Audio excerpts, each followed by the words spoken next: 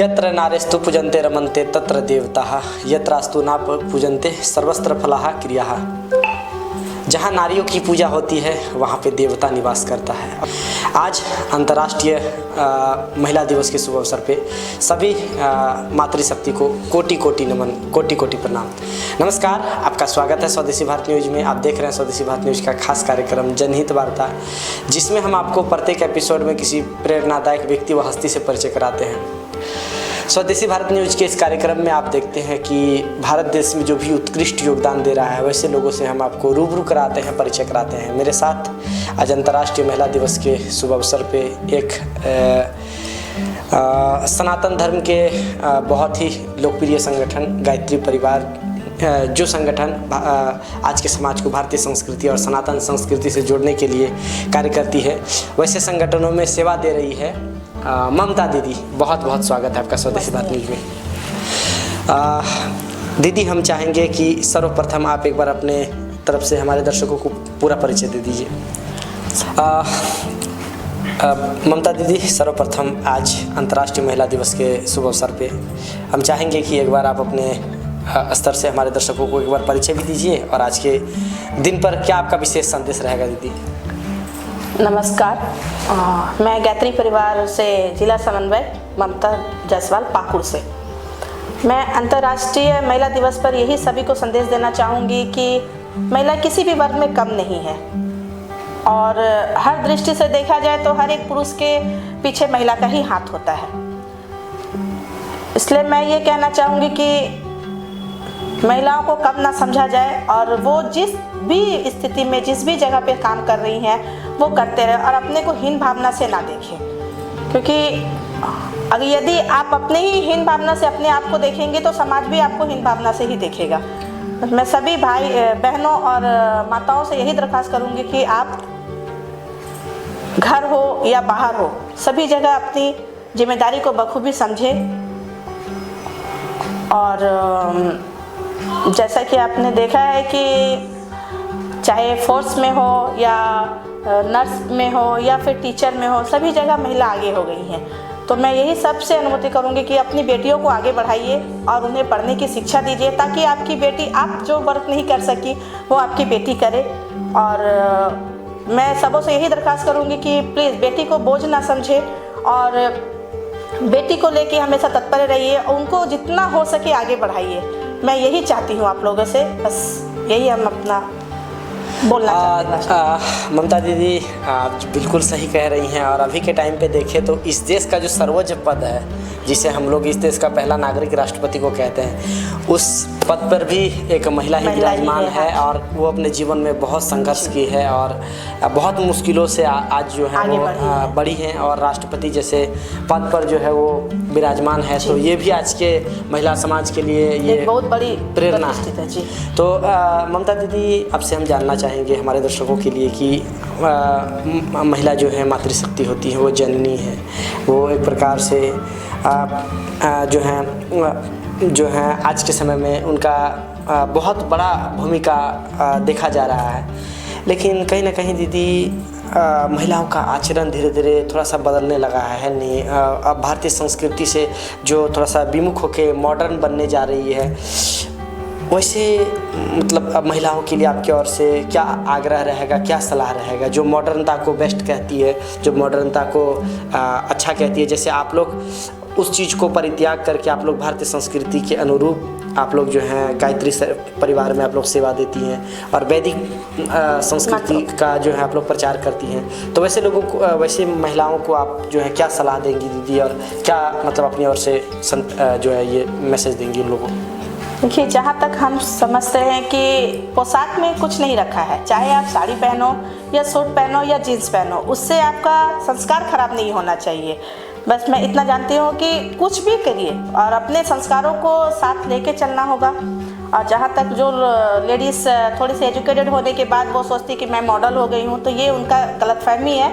ये ऐसा कुछ भी बात नहीं है, वो अपने संस्कार के अधीन जा रही हैं और संस्कार में रह के यदि वो कार्य करेंगी तो शायद उसके फैमिली या समाज से भी उनका इज्जत बना रहेगा। और मैं तमाम लेडीज़ों को यही कहना चाहूँगी कि कोई मॉडल नहीं होता है, मॉडल अपने घर से होते हैं। अगर आप घर में रह के या समाज में रह के कार्य करेंगे और पोशाक को ध्यान में रख के पहनेंगी तो समाज में उनका प्रतिष्ठित और इज्जत बना रहेगा, मान सम्मान भी बढ़ेगा। सही बात है।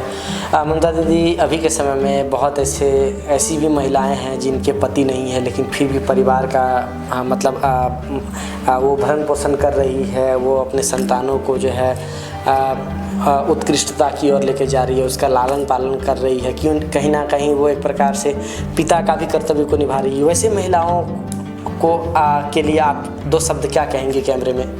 देखिए, पहले तो मैं सभी महिलाओं से यही कहना चाहूँगी कि ये जो धनंजय जी ने मुझे बोला ये खुद मैं अपने पे लागू करती हूँ, क्योंकि मेरे हस्बैंड 2020 में ब्रेन हेमरेज के पेशेंट हो गए और डॉक्टर ने उन्हें जवाब दिया। तभी मेरे बच्चे बहुत छोटे थे, आई थिंक 5 इयर्स के। तो एक पूरे घर की जिम्मेदारी मेरे पे आ गई, जो कि मैं अपने मायके में ये शायद नहीं की थी कुछ भी वर्क, लेकिन मुझे ससुराल में सारा बॉदरेशन देना पड़ा, यहाँ तक कि सब्जी मंडी तक मुझे निकलना पड़ा, मैं कहीं नहीं निकलती थी। तो आज मैं पिता और माता दोनों बन के अपने बच्चों को तैयार कर रही हूँ कि बेटे बेटियों को यही बात बताती हूँ कि देखो बेटा, मैं अब जो कष्ट से तुम लोगों को पढ़ा रही हूँ, आगे बढ़ा रही हूँ, बस इसका लाज मेरा रखना। और मैं उन तमाम लेडीज़ों को सलाम करना चाहूँगी जो एक पति नहीं रहने पे और जिसके पति अपाहिज हैं, वो दोनों लेडीज़ से जो घर की पूरी जिम्मेदारी को संभालती हैं, मैं उसे तहे दिल से नमन करना चाहती हूँ। दीदी, जिस देश में ये कहावत है कि यत्र नारेस्तु पूजन्ते रमन्ते तत्र देवताः, उसी देश में आप अगर थोड़ा सा NCRB का डाटा खोलती है, नेशनल क्राइम रिकॉर्ड ब्यूरो का, तो आप देख पाती हैं कि प्रत्येक दिन महिलाओं के साथ बलात्कार हो रही है। तो इस चीज़ पे आप मतलब क्या कहना चाहेंगी, प्रतिक्रिया क्या रहेगा? देखिए, कुछ तो लेडीज़ों में भी बदमाशी रहती है। मैं खुद लेडीज़ हूँ और मैं महिला होते हुए एक दूसरे महिला की ऑब्जर्वेशन करती हूँ, क्योंकि देखो आज के ज़माने में जैसा पोशाक आप बेटियों को दे रही हैं या फ्री दे रही हैं, तो उस जगह में थोड़ा सा आपको उस पर पाबंदी लगाना होगा कि हाँ बेटा, इस टाइम में यहाँ नहीं जाना है, वो वहाँ नहीं जाना है। लेकिन वो मेरी बेटी तो मॉडल है बोल के कुछ भी कर लेती है, तो ये चीज़ पे रोके। हाँ, हालांकि बलात्कार की जो बातें हो रही है ये तो बहुत घृणा की बात है, इस तरह का नहीं होना चाहिए देश में। लेकिन इसके लिए हम लोग समाज में मिल के एकजुट हो के नारी शक्ति को आगे और बढ़ाने की ज़रूरत है। इसीलिए कहा जाता है कि एजुकेटेड होना बहुत ज़रूरी है आज के डेट में। अगर यदि शिक्षा रहेगी, बच्चों को bad touch, good touch, specially for लड़कियों को बताना चाहिए कि क्या गुड टच है, क्या बैड टच है, ये उन लोगों को बचपन से ही सीख दी जानी चाहिए। मैं तमाम माताओं से बोलिए, चाहे गाँव की माताएँ हों या शहर की, मैं सभी से ये कहना चाहूँगी कि अपनी बेटियों को संस्कार अच्छा दे और उन लोगों को ये बताएं कि बेटा ये गुड टच क्या है, बैड टच क्या है, ये ऑलरेडी देना चाहिए लोग। क्या ये बेटियों को ही देना चाहिए या बेटों को भी देना चाहिए? बेटों को भी देना चाहिए, उनको भी फ्री नहीं करना चाहिए, क्योंकि वो भी तो जैसे अगर वो कुछ गलती कर रहे हैं, अगर आपको पता चलो तो उस जगह वो आपको डांटना है कि हाँ ये क्या कर रहे हो बेटा, ये गलत है। अगर आप ही श्रेय दोगे बेटा को तो वो तो ऑलरेडी बढ़ेगा। इसीलिए दोनों को इक्वल देखना है। तो ममता दीदी, आपके अनुसार से इस देश में जो है क्या ऐसी व्यवस्था करने से बलात्कार की जो है ये जो हम लोग को घटना देख रहे हैं ये कम हो सके? देखिए, जहाँ तक बरसों का सवाल है तो मैं सारी मम्मियों से यही दरख्वास्त करूँगी कि जब तक बच्चे 18 ईयर्स के नहीं हो जाते हैं उन लोग को फ्रीडम मत दीजिए, मोबाइल उनके हाथ में मत दीजिए। और जैसे बहुत सारे बच्चे होते हैं अमीर घरानों के, तो वो कहते हैं नहीं मुझे बाइक चाहिए, बाइक मत दीजिए। टाइम टेबल उन लोग को एक सेट कर दीजिए ताकि इस टाइम में उनको घर आना है और ये करना है। वो पर डे उनका रूटीन चेकअप करें कि हाँ मेरे बच्चे कहाँ जा रहे हैं, कहाँ आ रहे हैं, उन पर नज़र रखें। और बेटियों से भी मैं यही कहूँगी, सारी मम्मियों से यही बेटियों के लिए भी दरख्वास्त करूँगी कि ताकि बेटियों को भी ये सिखाएं कि ये बेटा इस तरह से अगर कोचिंग जा रहे हो तो घर आओ, इस टाइम पे आना, अगर थोड़ी सी लेट होती तो आप कॉल करो कि कहाँ है, नहीं है। तो इस तरह क्या होगा, बच्चों में डर बना रहेगा कि हाँ मेरे पेरेंट्स मुझ पर रोक टोक लगाते हैं, तो शायद ये कम हो जाएगी। ममता दीदी, हम लोग जिस स्टेट में रहते हैं झारखंड, यहाँ पे आपके नज़र में सबसे सशक्त महिला कौन है?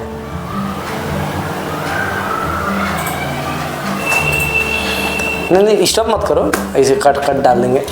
अच्छा चालू है, ऐसा तो दिमाग में नहीं है मेरा। चलिए।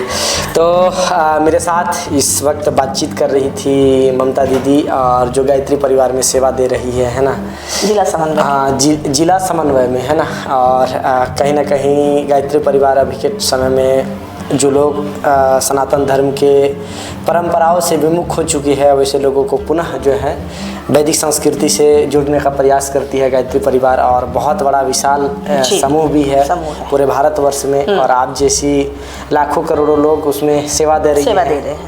और जो भी गायत्री परिवार से जुड़ी महिलाएं हैं दीदी, उन लोगों के लिए आपकी ओर से क्या आग्रह और क्या सलाह रहेगा? मैं बस सारे गायत्री परिवार की महिलाओं से यही बात बोलना चाहूँगी कि बस गुरु जी का कार्य कीजिए और उनके सद्बुद्धि और सन्मार्ग के राह पे चलिए, और उन्होंने जैसा कहा है उन पर चलिए, तो शायद ऊपर अपने ही उनका आश्रित हो जाएंगे वो। तो ये आपका संदेश है जी।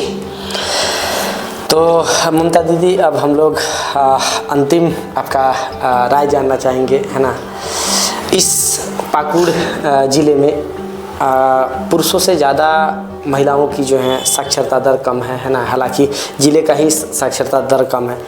यहाँ की थोड़ा सा लिटरेसी रेट बढ़ाने के लिए क्या ऐसी जो है उपाय करनी चाहिए, क्या ऐसी सुधार करनी चाहिए? अगर कोई प्रशासन के लोग या कोई भी देख रहे हैं तो इस पर आपका क्या राय रहेगा दीदी?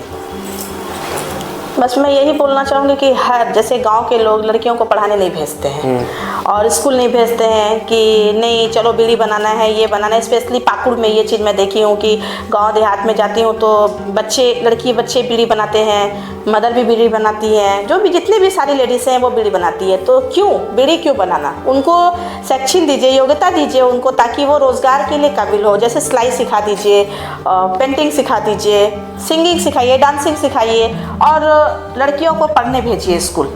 मैं बस यही बात बोलूँगी हर माँ से कि बेटियों को पढ़ाने में कमी मत कीजिए। लेकिन दीदी यहाँ पे हम लोग देख पाते हैं उल्टा होता है। हर 5 घर में एक घर का बेटा को पटना भेज दिया जाता है पढ़ने के लिए, कोटा भेज दिया जाता है, दिल्ली भेज दिया जाता है, लेकिन वहाँ पे बेटियों को नहीं आज भी हमारे देश में पुरुष प्रधान ही है।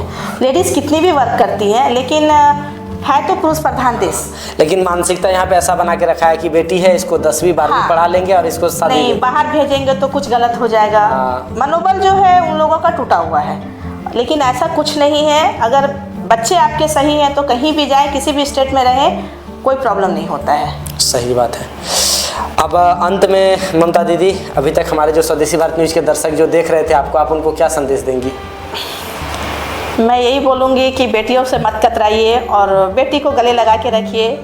बेटी के लिए ही सारा जीवन अर्पित कीजिए। बेटा तो है ही, वो घर और कुल को, वंश को आगे बढ़ाता है, लेकिन बेटियां भी कुछ कम नहीं है। आज के डेट में मैं बेटी के लिए ही संदेश दूंगी कि बस बेटी को रखिए और उनका जितना हो सके लालन पालन अच्छे से कीजिए, संस्कार अच्छा डालिए और उनको बहुत आगे तक बढ़ाइए।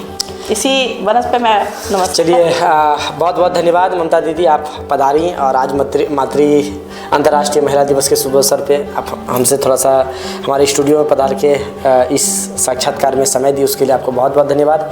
तो आप सभी देखें, हमारे साथ इस वक्त बातचीत करने के लिए गायत्री परिवार से ममता दीदी थी, जो गायत्री परिवार में सेवा दे रही हैं, और आज के विशेष दिन पे बातचीत करके दीदी से कुछ बिंदुओं पे सलाह लिए। हालांकि समय के अभाव की वजह से इंटरव्यू बहुत लंबी नहीं हो सकी, लेकिन जो भी हो सका दीदी समय दी, उसके लिए बहुत बहुत धन्यवाद। हम आपसे मिलेंगे अगले एपिसोड में ऐसे ही किसी और प्रेरणादायक व्यक्तियों व हस्तियों से। तब तक के लिए बने रहिए स्वदेशी भारत न्यूज़ में। हम विदा लेते हैं। धन्यवाद। जय हिंद, वंदे मातरम। मातृशक्ति को वंदन एवं नमन।